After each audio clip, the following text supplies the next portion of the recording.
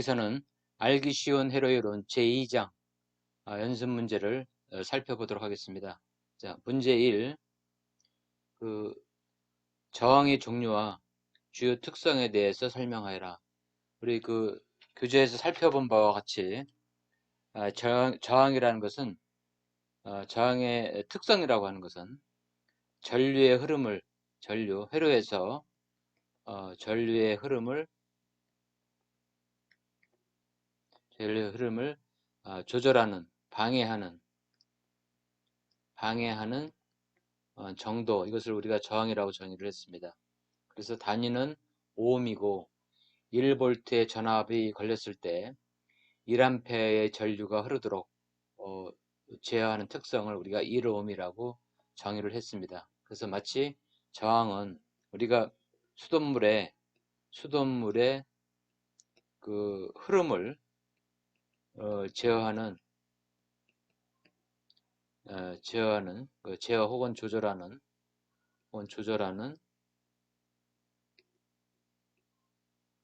수도꼭지의 밸브와 같은 역할을 한다, 이렇게 되어 있습니다. 밸브와 같은 역할을 한다, 이렇게 볼 수가 있다고 그랬습니다. 그래서 물을 우리가 전류라고 한다 그러면 전기 회로에서 우리가 필요에 따라서 원하는 정도의 어떤 전류를 제어하는 용도로 저항이 사용이 된다. 이제 이것이 직렬 회로에서는 저항으로 우리가 표기되지만 교류에서는 임피던스라는 용어로 사용이 됩니다. 그래서 교류에서는 저항만 사용되는 것이 아니라 콘덴서나 코일 이런 부품도 사용되기 때문에 그런 부품들이 어떤 전류를 제어하는 것을 임피던스라고 합니다. 우리가 뒤에서 학습을 하게 되겠습니다.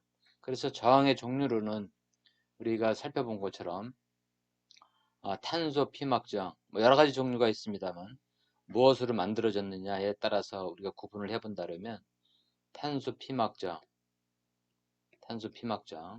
그리고 금속 피막저항,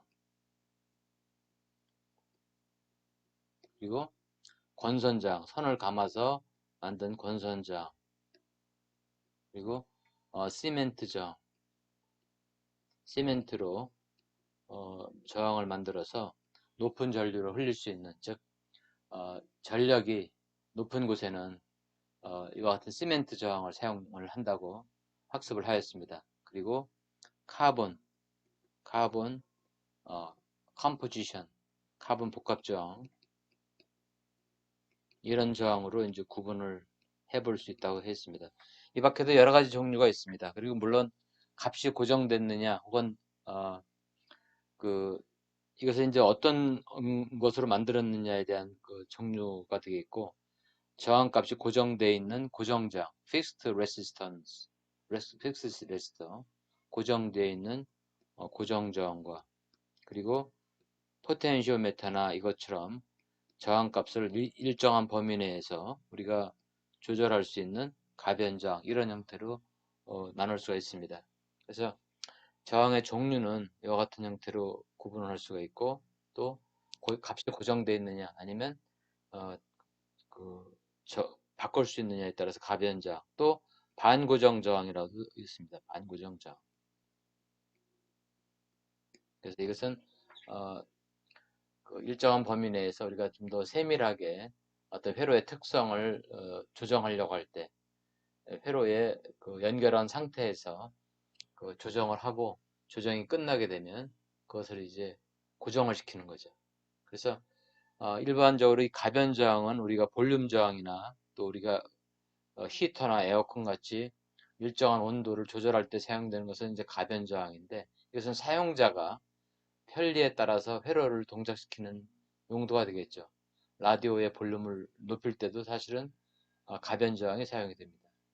근데 이제 반고정 저항은 사용자가 그것을 조정하는 게 아니라 제조자가 어떤 제품을 만드는, 컴퓨터를 만든다든가 오디오를 만든다든가 이런 설계 단계에서 일정 범위 내에서 조정을 해야 되는데, 어떤 각 부품의 변화라든가 부품의 어떤 오차, 이런 것들로 인해서 부품에 갖는 어떤 그 값으로 인해서 완전한 최종 조정은 생산하는 과정에서 조정을 시키도록 하는 겁니다. 그래서 아마 여러분들이 그 가전제품이나 또 오디오 제품들을 이렇게 뜯어보게 되면 파란색 잉크로 이렇게 고정되어 있는 그런 부품을 볼 수가 있습니다. 그런 것들이 반고정 저항입니다. 그러니까 생산 라인에서 또 동작을 시켜가면서 조정을 하는 그런 용도라고 볼 수 있겠습니다. 다시 한번 정리를 하면 저항이라고 하는 것은 전류의 흐름을 이제 제어하는 그런 부품입니다. 사실은. 그래서 마치 수돗물을 제어하는 수도꼭지와 같은 역할을 하는 것이다. 회로에서.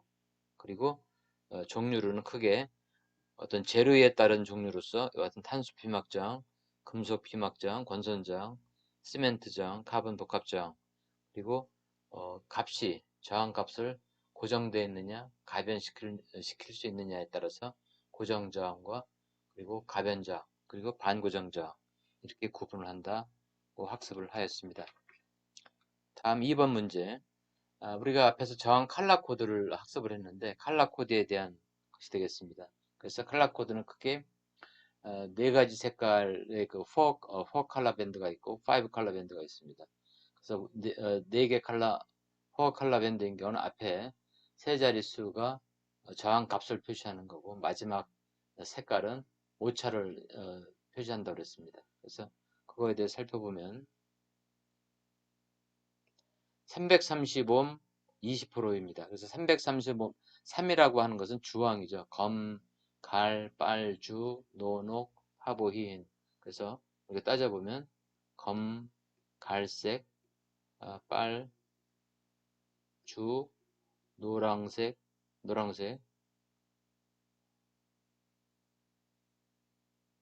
주, 노랑색, 녹색, 파란색, 보라색, 회색, 흰색 이렇게 해서 검은색은 0이 해당되는 거고 갈색은 1, 빨간색은 2, 주황색은 3, 노란색은 4, 5, 6, 7, 8, 9 이런 식으로 해서 각 색깔별로 숫자를 표현하고 그 숫자를 가지고 우리가 값을 읽을 수 있도록 되어 있습니다.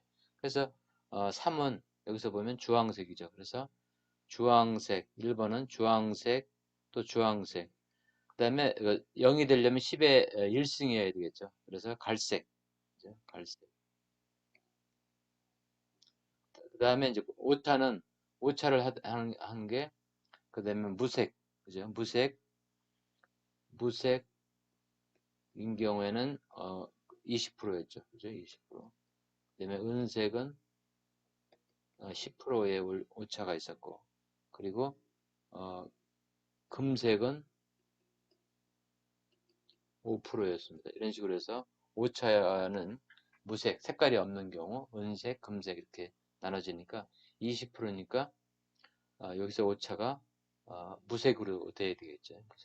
이런 식으로 해서 네 가지 컬러 밴드를 가지면 335옴 20%를 표현하겠고 같은 방법으로 8.2옴은 이게 그 뭐야 회색 팔이 회색이죠. 회색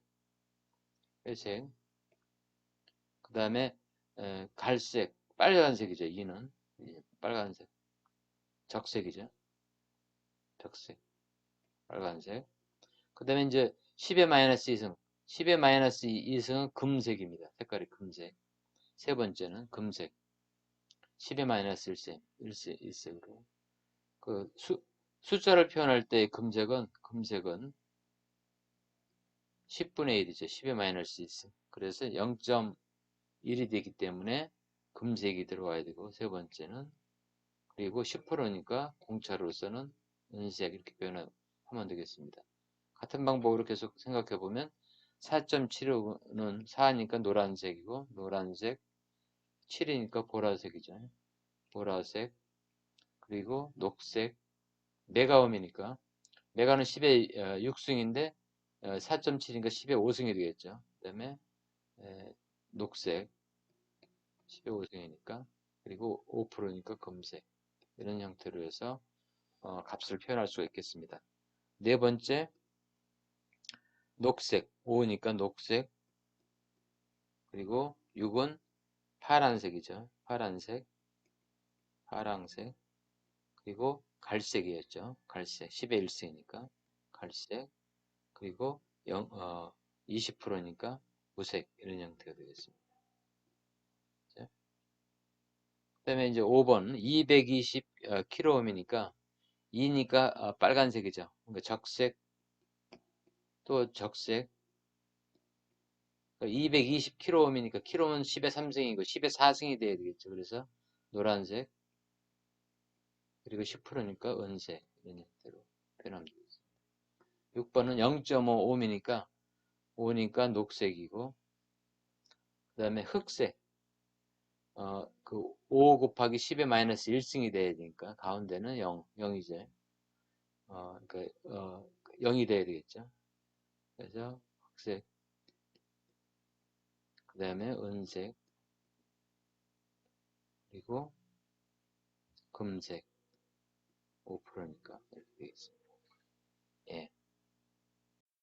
금색은 10의 마이너스 1, 즉 0.1이지만 10의 마이너스 1, 10, 마이너스 10분의 1, 0.1이지만 색깔로 또 표현할 때 은색은 10의 마이너스 2승분의 1이죠. 10의 마이너스 2승분의 1. 그래서 10의 마이너스 2승이죠. 예. 금색은 색깔을 숫자로 표현할 때는 다시 한번 정리를 하면 금색은 10의 마이너스 1승, 이것은 은색은 10의 마이너스 2승이죠. 그래서 여기서 보면 녹색, 흑색 그러면 50이죠. 5, 0.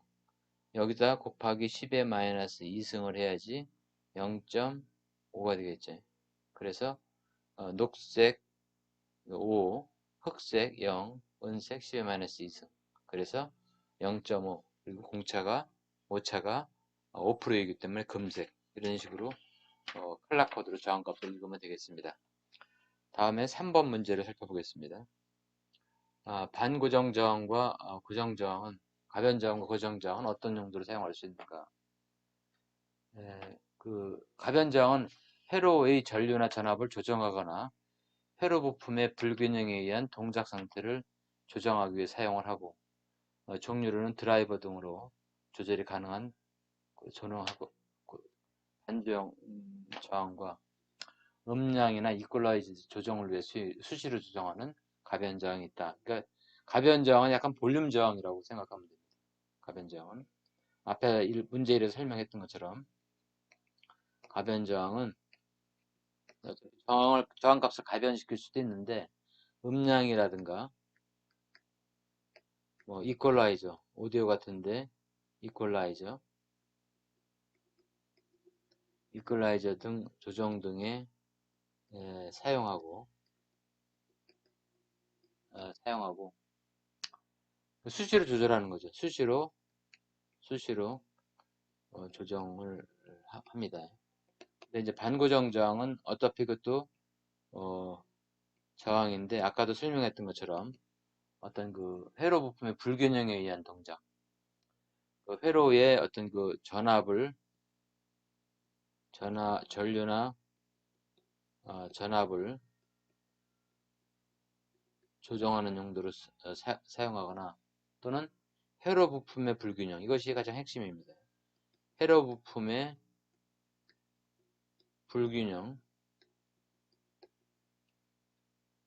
불균형에 의한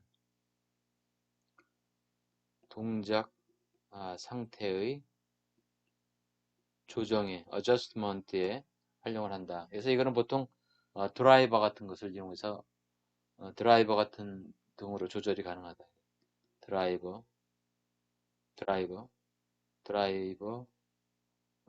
같은 것으로 조정한다. 그래서 반고정 저항은 주로 생산 라인에서 조정을 한다. 그렇게 보면 되겠습니다. 네. 자, 그러면 이제 그 다음에 문제 4번. 전기 다림이 220V를 공급을 했을 때 2A의 전류가 흘렸다. 다림의 저항은 얼마인가? 오음의 법칙을 묻는 문제가 있죠. 오음의 법칙. 오음의 법칙은 전류 I는 R분의 V 이렇게 됐습니다. 그죠? 또 혹은 따라서 R은 저항은 I분의 V 이런 것을 이용하면 간단하게 볼 수가 있겠죠. 그래서 여기서는 주어진 값이 전압이고 그리고 전류를 주어졌기 때문에 전압, 전류 여기서는 이렇게 단위를 쓰지 않아도 됩니다. 그래서 결국 115 됩니다. 그래서 저항은 115입니다. 항상 단위를 적어줘야 하는 것을 잊지 말아야 되겠죠. 예, 간단한 문제입니다. 오음의 법칙을 이제 확인하는. 그다음에 이제 문제 5번 토스터 기기에서 중요한 부품은 전기 에너지를 여러 에너지로 바꿔주는 전열 저항이다. 전열 열선이죠. 열선. 그래서 우리가 앞에서 우리가 보았던 것처럼 어떤 그 재료는 특정한 재료는 저항이 높습니다. 그죠? 저항률이라고 그랬죠. 우리가 그 저항률 로가 굉장히 큽니다. 그래서 그런 것을 이용해서 우리가 전열기를 사용을 합니다. 그러면 회로에 전류를 흘려주게 되면 I 제곱 R에 해당하는 열이 발생을 합니다. 그래서 우리가 전열기를 사용한다든가 히터로 사용한다든가 하는 그런 것들의 재료는 도체가 아니고 어떤 저항이 높은 단위 길이당 저항이 높은 그런 재료를 이용해서 사용을 한다라고 앞에서 학습을 했습니다. 자, 그래서 25매 전열기 저항을 가지고 토스터 기기는 220V 전원을 인가할 때 전류가 얼마냐. 이것도 마찬가지로 오음의 법칙을 알게 되면 금방 우리가 쉽게 구할 수가 있습니다. 그래서 I는 있고로 전류는 R분의 V가 되겠죠. R분의 V. 그래서 220V를 인가를 했을 때 25매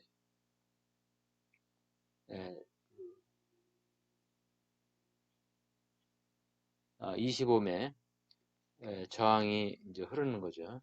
저항이 걸리는 거죠. 그랬을 때는 11A의 전류가 흐르게 됩니다. 11A. 그래서 답은 11A 이렇게 되겠죠. 네.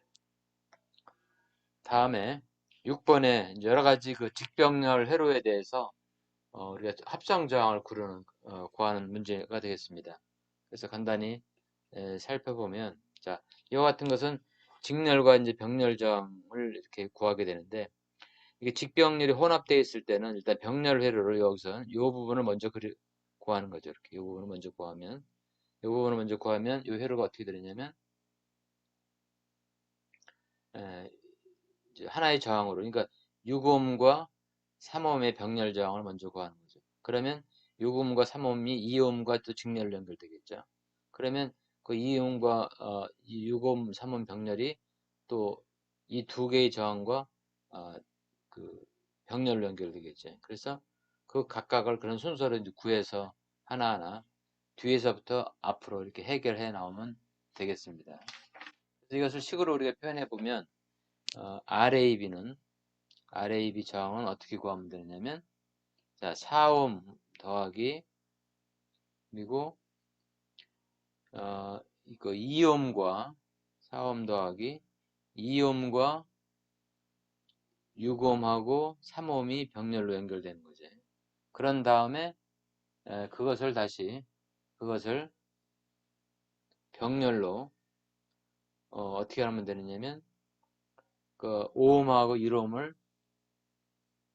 1옴하고 5옴이 직렬로 되어 있는 이렇게 되죠. 그리고 더하기 8옴 이런 형태로 우리가 바꿀 수가 있습니다.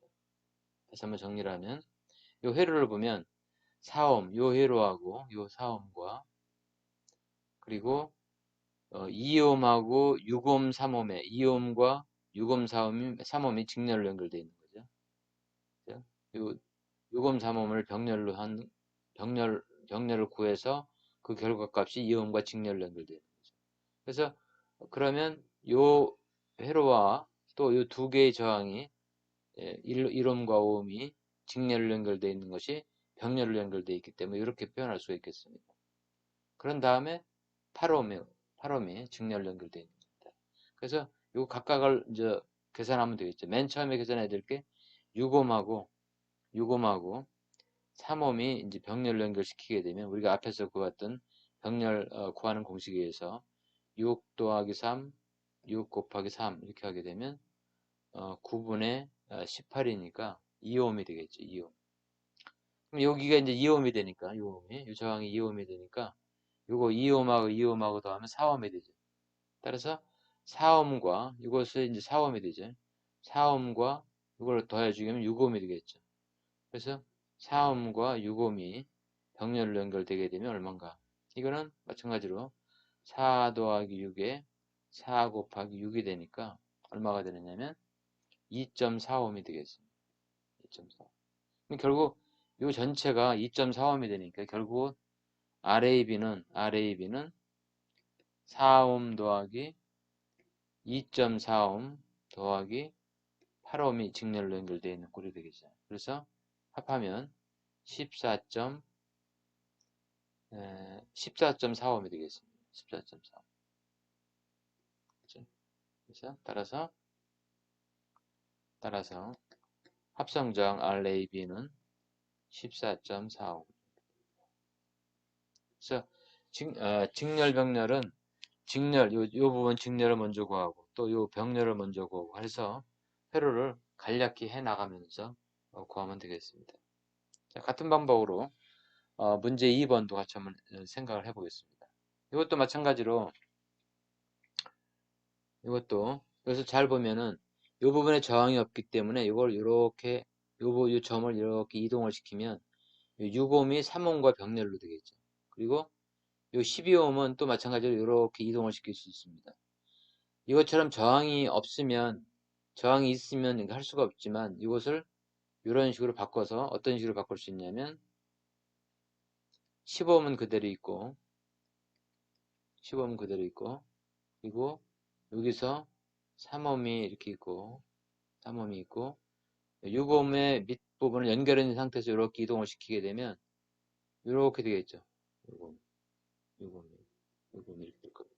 그 다음에 이것은 그리고 여기 이제 1옴이 있고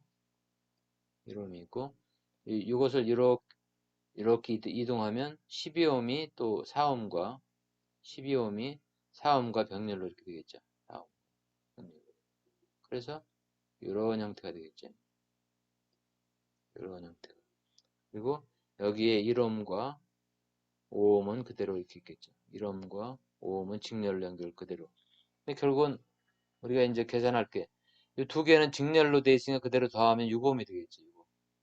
6옴과 4옴과 12옴이 병렬로 돼 있죠. 이렇게 병렬. 이거는 12옴과 4옴과 6옴이 병렬로 연결되어 있습니다. 그러면 1옴과 이것은 또 직렬로 연결되어 있겠죠. 그대로 더해주면 되고. 그 다음에 이 두 개가 어떻게 되어 있습니까? 병렬로 연결되어 있겠죠. 3옴과 6옴이 병렬로 연결되어 있습니다. 그래서 이 부분하고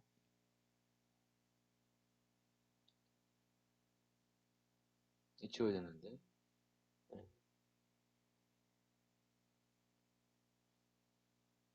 그렇죠. 여기 있는 1옴과 이렇게 된 거죠. 그래서 이 1옴은 그대로죠. 그래서 전체 어, 이 부분과 이 두 개가 이제 병렬로 연결되는 거죠. 그래서 그 단계적으로 그것을 구하면 10옴과 합한 것이 직렬로 연결되어 있기 때문에 그대로 더해줍니다. 다시 한번 정리를 하면 이것을 해체해서 이걸 이렇게 구하면 이런 식으로 3옴과 6옴이 병렬로 연결되어 있고 이 12옴의 이 밑부분을 이렇게 연결하게 되면 12옴과 4옴이 병렬로 연결되어 있어서 이 두 개가 직렬로 연결되어 있고 그것이 다시 이거랑 병렬로 연결되어 있기 때문에 직병렬 우리가 공식에 의해서 순차적으로 뒤에서부터 앞으로 구해오면 됩니다. 그래서 이걸 한번 식으로 써보면 RAB는 어떤 식으로 써볼 수 있냐면 첫째 15옴이 직렬로 연결되어 있고 그 다음에 3옴과 6옴이 병렬로 연결되어 있죠. 3옴과 6옴이 이제 병렬로 연결되어 있는데 그거하고 또 뭐 이 뒤에 있는 것들이 다 병렬로 연결되어 있죠. 그래서 병렬되어 있는데 뒤에 있는 것은 1옴이 연결되어 있고 그리고 12옴과 4옴과 이 두 개의 합한 것이 병렬로 연결되어 있겠죠. 12옴과 4옴과 그리고 1옴 더하기 5옴 이것이 이제 병렬로 연결돼요. 자, 그래서 이 부분이 여기까지 표현된 거죠. 그리고 이 부분은 이 두 개고, 나머지는 직렬로 연결되어 있는 거죠. 이것을 계산해 주면 되겠습니다. 그래서 맨 뒤에 이제 이 부분을 먼저 계산을 해보면 12옴과 4옴이 병렬로 연결되어 있고, 그리고 1옴과 5옴이 병렬로 연결되어 있기 때문에 이것은 세 개의 저항이 이렇게 1옴하고 5옴은 직렬이니까 6옴이 그대로 되겠죠. 이것을 각각 구해주면 되겠죠. 그래서 두 개를 먼저 계산해 주면 되겠습니다. 그래서 이것을 이제 계산해 보면 12옴하고 6호하고 4하고 병렬로 되어 있으니까 어떻게 되어 있어요? 이거는 4 더하기 6에 4 곱하기 6이니까 10분의 24. 결국 12하고 24는 2.45이 되겠죠. 이것을 구해보면 또 12하고 2.4인 경우에는 어떻게 돼요? 12 더하기 2.4, 12 곱하기 2.4입니다. 그래서 이것을 더하면 14.4, 이거는 28.8이니까 결국 2옴이 되죠. 이것이 2옴이 되는 거죠. 2옴. 그럼 결국 2옴하고 1옴하고 직렬로 연결되어 있으니까 3옴이 되겠죠. 그래서 결국은 그 3옴 요것은 3옴하고 6옴이 병렬로 연결되어 있고, 그것이 다시 3옴이 이게 2옴이니까 합치면 4옴이 되겠죠. 이것을 이제 하면 되겠죠. 병렬로. 그래서 3하고 6하고 3이 병렬로 되려면 6 더하기 3에 6 곱하기 3이니까 9에 3에 2옴이 되죠. 그래서 이것은 다시 3 더하기 2에 3 곱하기 2가 되니까 병렬 공식에 의해서 5분의 6이니까 1.2가 되네요. 1.2. 자, 그러면 결국은 어떻게 되느냐면 10옴과 이 전체가 1.2니까 최종적으로는 RAB는 따라서 RAB는 10옴과 앞에 수가 10옴과 1.2옴이 직렬 연결되어 있으니까 11.2옴이 되겠죠. 11. 이것이 두 번째 회로의 정답이 되겠습니다. 그래서 이와 같이 복잡해 보이지만 잘 쳐다보면 이 간략히 하는 부분이 있고, 결국 직렬과 병렬, 직렬과 병렬이 반복되는 그런 형태가 되기 때문에 그것을 이용해서 우리가 구하면 되겠습니다. 이것은 훨씬 더 간단한 저항값이 되겠습니다. 합성 저항을 구할 때. 여기서는 이제 50옴과 50옴 두 개가 병렬로 연결되어 있죠. 그래서 결국은 우리가 같은 저항이 병렬로 연결되어 있으면 그 합성 저항은 그것의 2분의 1이 된다 되어 있습니다. 그래서 뭐 그렇게 구해도 되고 50은 우리 병렬 공식에서 50 더하기 50에 50 곱하기 50이 됩니다. 그러면 100분의 2500이니까 결국 25옴입니다. 25. 그렇죠? 우리 앞에서 얘기했던 것처럼 같은 저항이 두 개가 있을 때는 나누기 병렬로 했을 때 그렇게 해서 구해도 되겠죠. 따라서 RAB는 50 더하기 두 개의 병렬 저항이 25니까 75옴이 되겠죠. 그래서 간단하게 구할 수가 있겠습니다. 그 다음에 4번 문제. 이것은 이제 이것도 직병렬 저항이죠. 그래서 이것은 먼저 이 부분을 먼저 구해서 그 다음에 요 합성 저항과 이것이 그 병렬로 되어 있으니까, 그래서 이것은 RAB는 15옴 더하기 35옴이 직렬로 연결되어 있으니까 그대로 더해주고, 그거와 45옴이 병렬로 연결되어 있는 거죠. 그래서 이것도 45, 45니까 우리가 앞에서 했던 것처럼 22.5옴이 되겠습니다. 간단하게 구할 수가 있겠죠. 그 다음에 이것은 또 같은 방법으로 직병렬 회로입니다. 그래서 여기서 구하는 방법은 여기 잘 보면은 이것이 이제 요 저항과 그리고 요 저항을 우리가 병렬로 연결되어 있죠. 이 저항. 병렬로 연결된 걸 구하면 20옴과 5옴이 병렬로 연결되어 있는 거 구하면 1옴하고 직렬로 연결되어 있습니다. 그럼 그 저항과 20옴이 또 병렬로 연결돼 있고, 그거와 요것을 구하면 그 저항과 2옴이 직렬로 연결돼 있죠. 그럼 그것과 이것이 병렬로 연결돼 있고, 다시 9옴과 18옴이 병렬로 연결돼서 최종적으로는 8옴과 나머지 전체 저항이 직렬로 연결되어 있는 그런 형태가 되어 있습니다. 그래서 이것을 식으로 한번 써보면 앞에서처럼, 자, 8옴이 직렬로 연결되어 있으니까 그대로 더해주면 되는데, 나머지는 다 병렬이죠. 18옴과 9옴과 이 병렬로 되어 있죠. 그리고 또 이제 병렬로 되어 있는데, 그때는 어떻게 되어 있냐면 2옴, 20옴과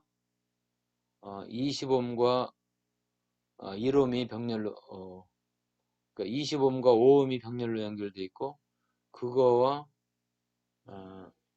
1옴이 또 직렬로 연결되어 있고, 그거와 또 20옴과 병렬로 연결되어 있고, 그 다음에 2옴으로 연결되어 있습니다. 다시 말해서 여기서부터 구해주면 되죠. 뭐로 연결되어 있냐면 20옴과 5옴이 병렬로 연결되어 있는데, 그거와 1옴은 직렬로 연결되어 있으니까 그대로 더해주면 되겠죠. 그리고 이 결과하고 이 25하고 또 그 뭐야, 직렬로 연결되어 있어. 그거와 네. 이것을 여기서 지워주면 돼요. 여기서 이걸 지우고, 요거 얘와 얘와 병렬로 20과 5가 병렬로 연결되어 있고, 그리고 그 결과가 1옴과 직렬로 연결되어 있으니까 이렇게 되겠죠. 그리고 요 결과가 요 20옴과 병렬로 연결되어 있는 거죠. 20옴과 병렬로 연결되어 있으니까 이렇게 해주면 여기까지가 되죠. 그런데 그 결과가 2옴하고 또 직렬로 연결되어 있으니까 이렇게 구해줘야 되겠죠. 그죠? 그러면 전체가 설명이 됩니다. 다시 한번 설명을 하면 20하고 5옴이 병렬로 연결되어 있고, 그거와 요 1옴이 직렬로 연결되어 있고, 그 결과가 다시 20옴과 병렬로 연결되어 있고, 그 결과가 요 2옴과 직렬로 연결되어 있으니까 이런 식으로 표현되겠죠. 그래서 하나하나 단계적으로 우리가 계산을 해주면 되겠습니다. 자, 먼저 25옴하고 5옴을 병렬로 연결되어 있으니까 우리 병렬 공식에 의해서 20 더하기 5에 20 곱하기 5를 해주면 4옴이 나오겠죠. 4옴. 4옴과 1옴을 더해주면 5옴이 되죠. 그러면 1옴과 25옴하고 이것이 이제 또 5옴과 20하고 이걸 더해주면 되겠지. 그래서 이것을 계산하면 4옴이죠. 4옴 더하기 1 그리고 20옴 더하기 이것을 이제 계산하면 5옴하고 20옴 더하기 5 곱하기 20 이렇게 되겠지. 더하기 2 그러면 이게 25에 100이니까 4죠. 6옴이 되겠죠. 여기까지가 6이 되는 거죠. 그러면 이제 18옴하고 9옴하고 6옴이 이제 병렬로 되어 있으니까 18옴하고 9하고 6이니까 9 더하기 6에 9 곱하기 6이 됩니다. 그러면 이게 얼마가 되느냐면 다 합치면 3옴이 됩니다. 3옴 계산해보면 3옴이 됩니다. 그래서 따라서 RAB는 8 더하기 3옴이 되니까 11옴이 됩니다. 11옴. 예, 그리고 다음은 11번이 되겠습니다. 문제 7번.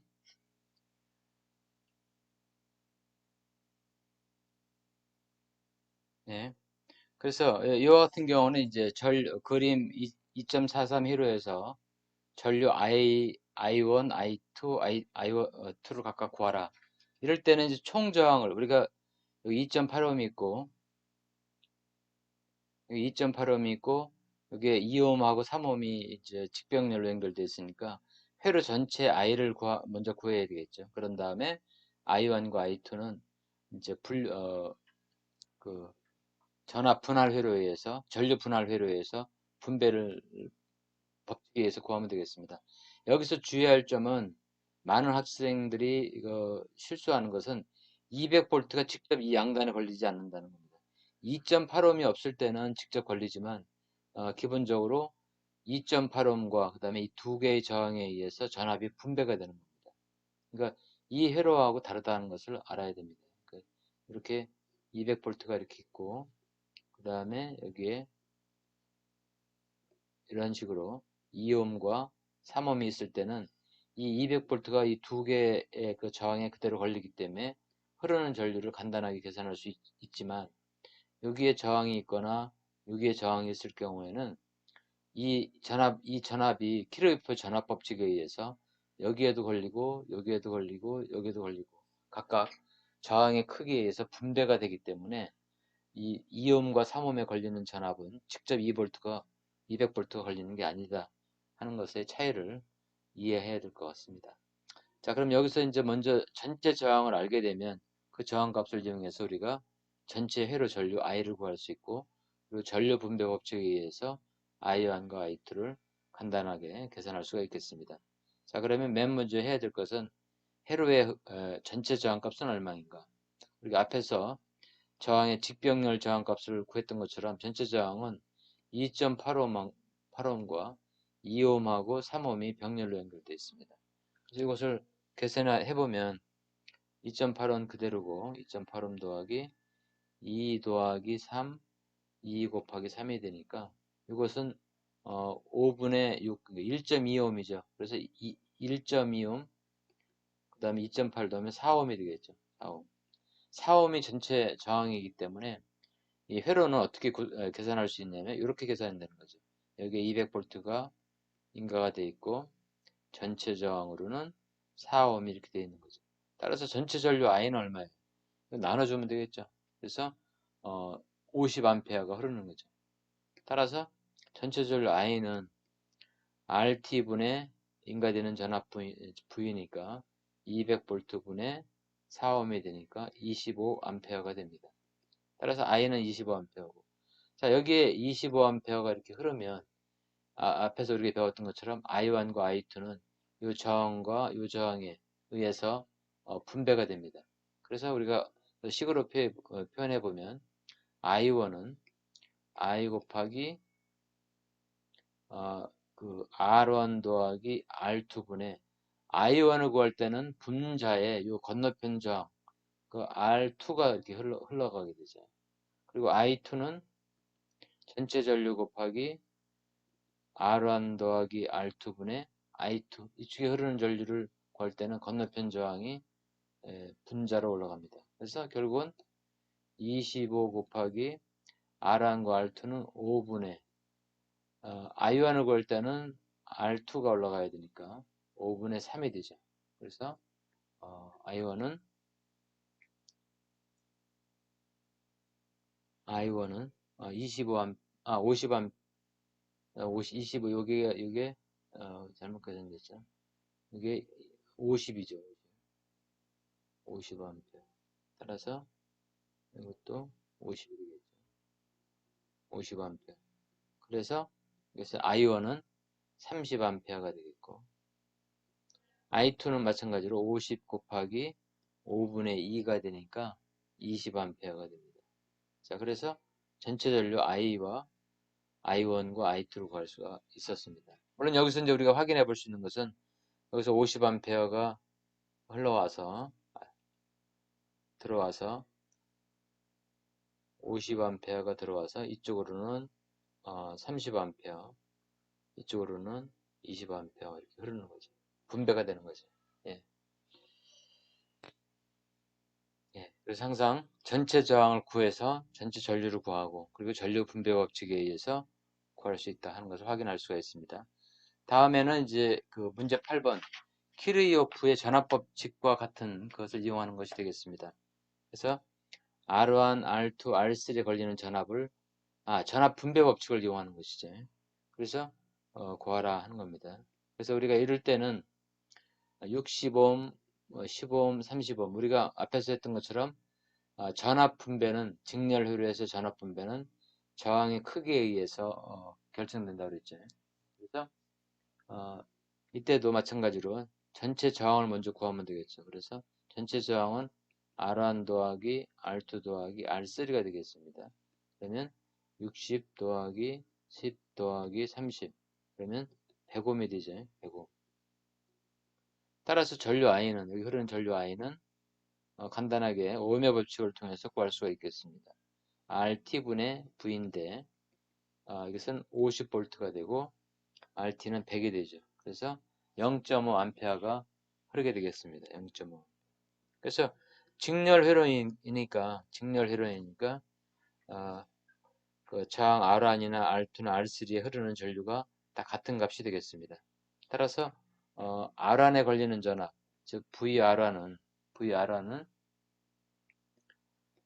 오음의 법칙에 의해서 흐르는 전류 곱하기 저항이 되니까 0.5 곱하기 저항 60이니까 3V가 걸리겠죠. 예, 3V가 30V 0.5A 곱하기 60이니까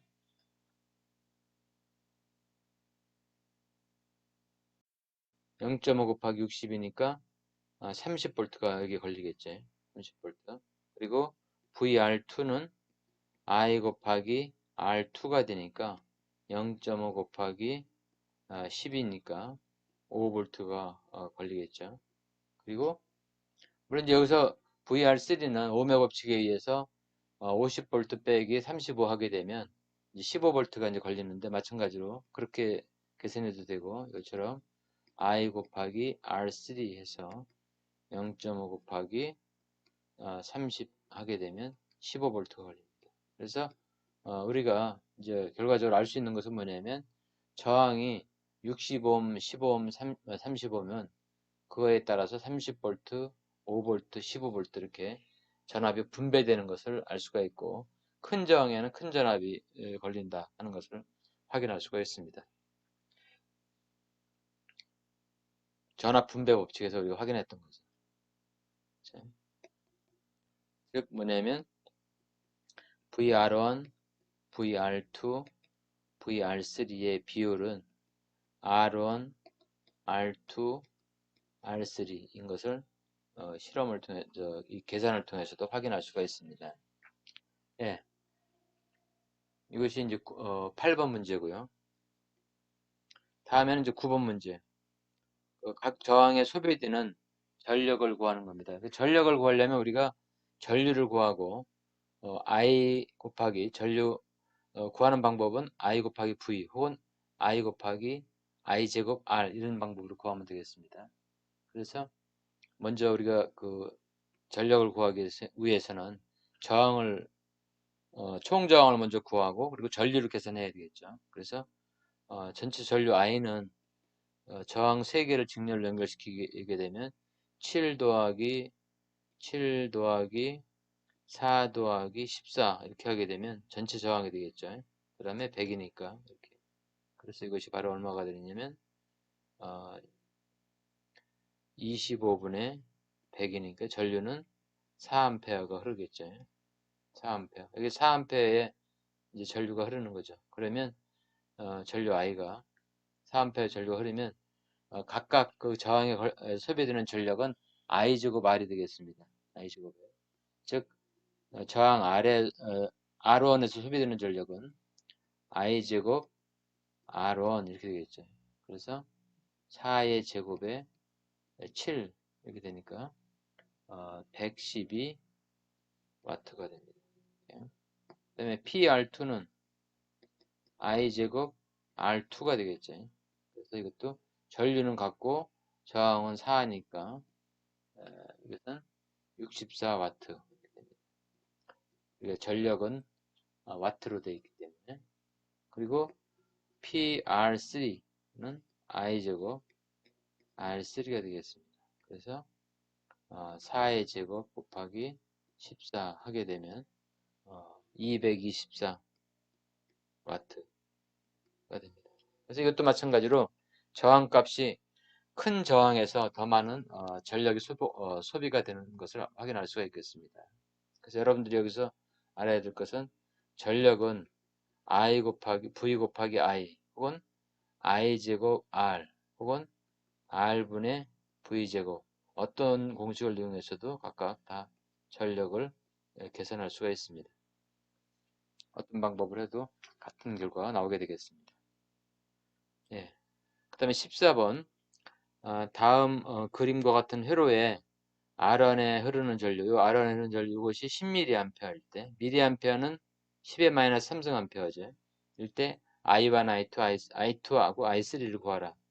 자, 여기서 이제 우리가 주의해 줄 건 뭐냐면 이 부분에 저항이 없기 때문에 이 전압이 그대로 다 세 개의 저항에 병렬로 연결되어 있는 세 저항에 같은 값이 인가된다는 것을 확인할 수가 있습니다. 따라서 R1 양단에 걸리는 전압을 흐르는 전류와 저항값을 알게 되면 계산할 수가 있겠습니다. 그래서 이 저항값을 우리가 이 전압값 입력되는 전압값을 계산할 수 있고 그 전압이 R2와 R3에도 같게 연결되기 때문에 I2나 I3를 계산할 때는 이 저항을 가지고 전체 전압으로 나눠주게 되면 전체 전압을 인가되는 전압을 저항으로 나눠주게 되면 각각 R3, R2 가지에 흐르는 전류를 계산할 수 있겠습니다.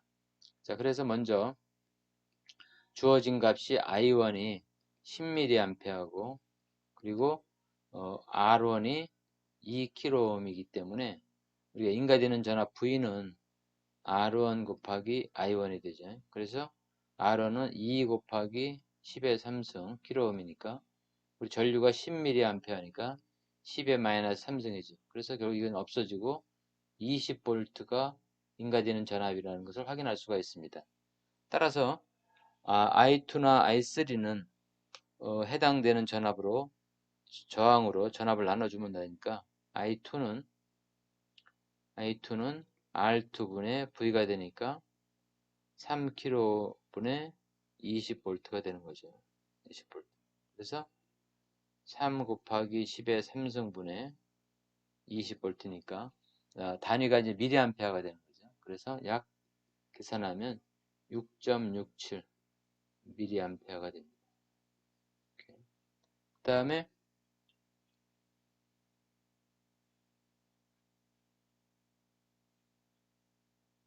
I3죠. I3는 R3분의 V가 되니까 이것은 20V분의 5kΩ이니까 5 곱하기 10의 3승이니까 결국 4mA 계산할 수가 있겠습니다. 예.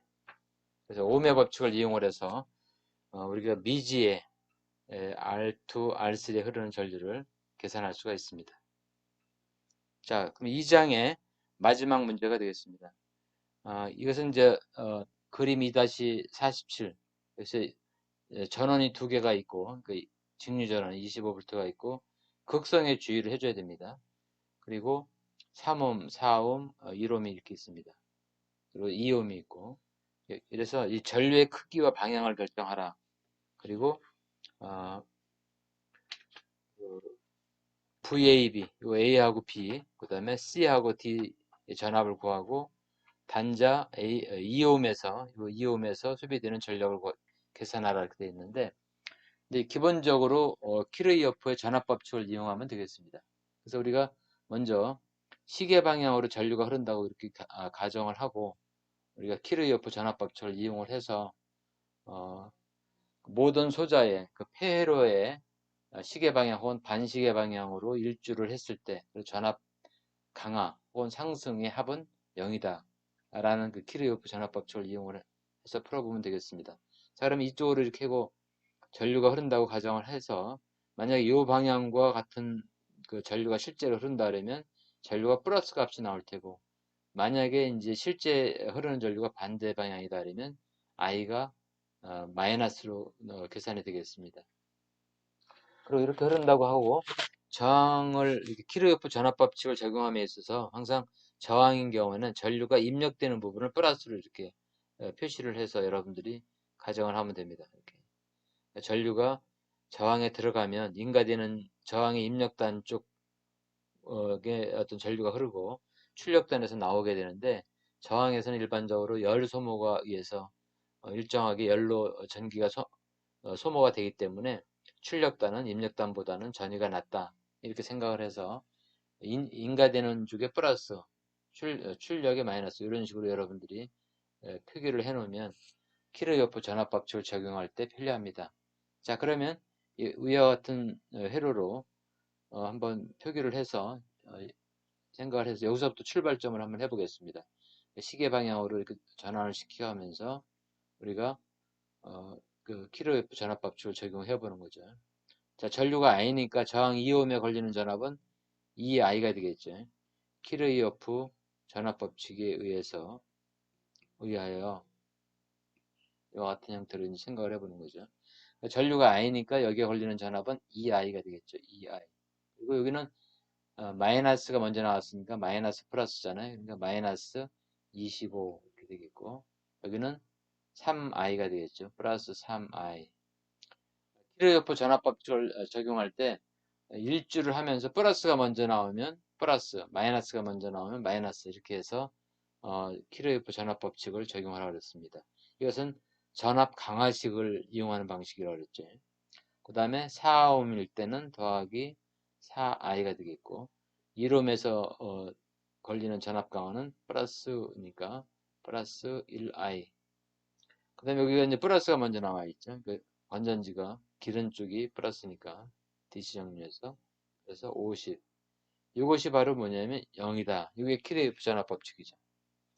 그러니까 2ohm에 걸리는 전압, 그 다음에 25V 전원, 3ohm에 걸리는 전압, 4ohm에 걸리는 전압, 1ohm에 걸리는 전압, 50V 전원 DC, 그것을 다 합치면 0이 된다. 즉 전압 강화식에 의한 겁니다. 그래서 여기서부터 일주를 하면서 플러스가 먼저 나왔으니까 플러스, 마이너스가 먼저 나오면 마이너스, 이런 식으로 한 거죠. 자, 그래서 여기서 우리가 회로의 전류를 계산해 보면 이제 i를 쭉 더해줘야 되겠죠. 2i, 3i, 5, 9i, 10i가 되네요. 10i가 되고 10i, 그다음에 마이너스 25 더하기 25니까 이쪽 넘기니까 어떻게 마이너스 25가 되죠. 따라서 전류가 얼마가 나오느냐면 10분의 마이너스 25니까 마이너스 2.5 암페어가 나옵니다. 그래서 실제로는 이제 전류의 방향이 여기서처럼 우리가 시계 방향으로 정했는데 마이너스가 나왔으니까 어떻게 돼요? 이것은 실제 전류는 이렇게 흐른다 하는 것을 우리가 확인할 수가 있죠. 그렇죠? 그래서 실제 전류는 어떻게 흐르냐면 전류는 반시계 방향으로, 이렇게 반대죠. 반시계 방향으로 값은 I는 이꼬로 2.5A다. 전류가 흐른다. 이런 얘기입니다. 두 번째 이제 문제가 뭐냐면 전류의 크기와 방향을 구하라 그랬으니까. 그 다음에 전압 AB를 구하라. VAB, VCD. 이것은 어떻게 해주면 됩니까? 그대로 곱해주면 되죠. 그래서 VAB는 저항 곱하기 전류죠. 그러니까 2 곱하기 2.5 암페어. 이거 얼마예요? 5V가 되죠. 5V가 되고, 그 다음에 VCD는 또 R 곱하기 I. 그러니까 R이 4옴 곱하기 2.5.